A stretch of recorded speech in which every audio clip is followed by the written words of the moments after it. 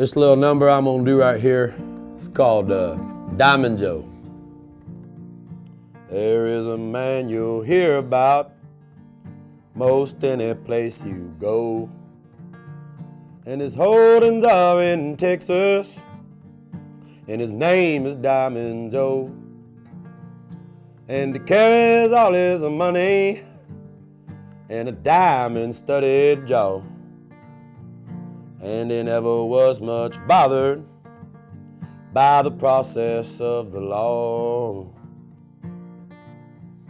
Hired out to Diamond Joe, boys, I did offer him my hand.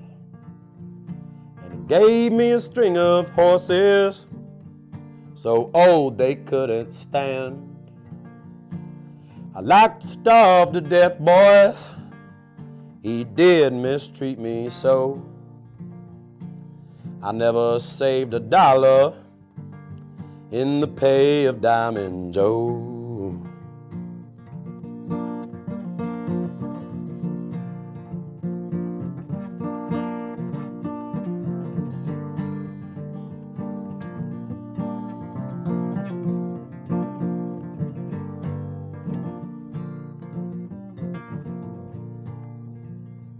Now his bread it was Cone Dodger, and his meat I couldn't chaw.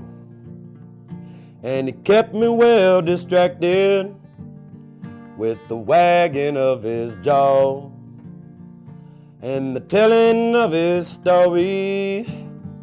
I aim to let you know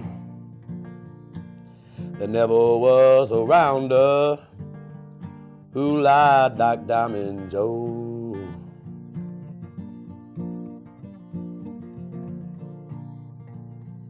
And I tried 3 times to quit him, boys, but he did argue so.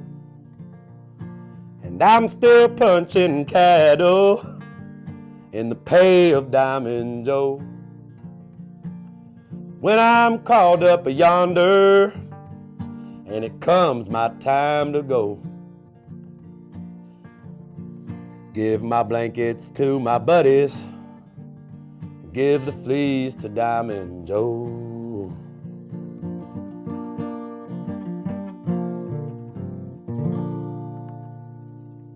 I played in Denmark. I came over here and played on the street in Europe years and years ago. So actually, when I was playing on the street in New York, a Danish jazz singer, this guy named Benjamin Augerbach, brought me over here.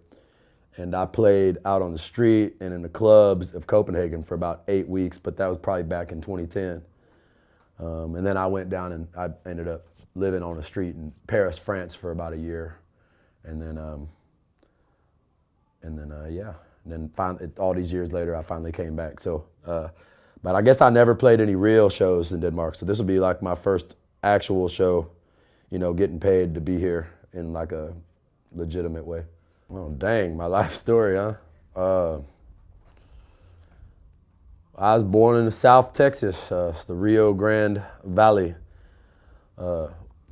way down there on the Mexican border. Moved up to Dallas with my mama when I was in grade school. From there, I started living part-time between Dallas, Texas, and New Orleans, Louisiana with my uncle. Bay St. Louis, Mississippi, all kind of on that Gulf Coast. My mama got me a guitar out of a pawn shop in Irving, Texas when I was about 17. Shortly after that, I started hitchhiking and kind of rambling around. And I did that for just shy of a decade. Squatting, you know, in warehouses, sleeping in parks, sleeping on people's floors, bumming around on couches, playing for money in the street. I did that for a really long time. You know, I was real rough around the edges. You know, just a contrary type of cat. So, you know, usually whatever direction they've told me to go, I usually turn around and do the exact opposite. That's just kind of who I am. And, you know, I've spent a long time just making music the way that I want to and know how, which, you know, some people get into the music business through the back door, and then some of us, like me, we dig holes in through the basement. I say it's Gulf Coast boogie woogie. Another way we like to explain it down there is Texas and Louisiana music.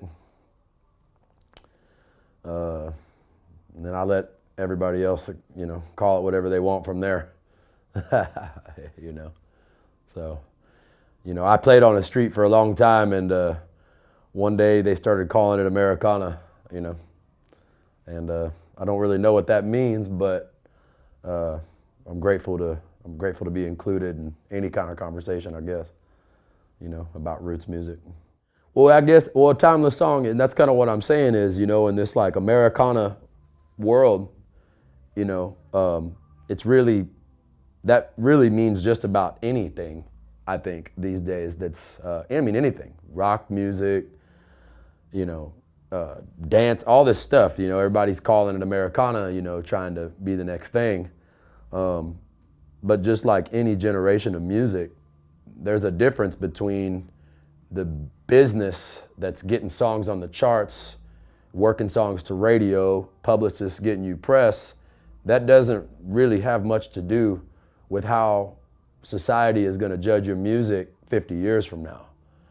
And if they're talking about you in 50 years, that's timeless. Now, I'm not saying that I've achieved anything like that, but that's what I'm looking at, and I think the evidence of that is looking at, the great music of, the earlier era in America, that great music, and the stuff that we're still talking about from those days is timeless, and to be timeless is you have to do what's true to you, rather than trying to like please the tastemakers of the time, because sometimes those people, by their very position, are incapable of seeing what's timeless.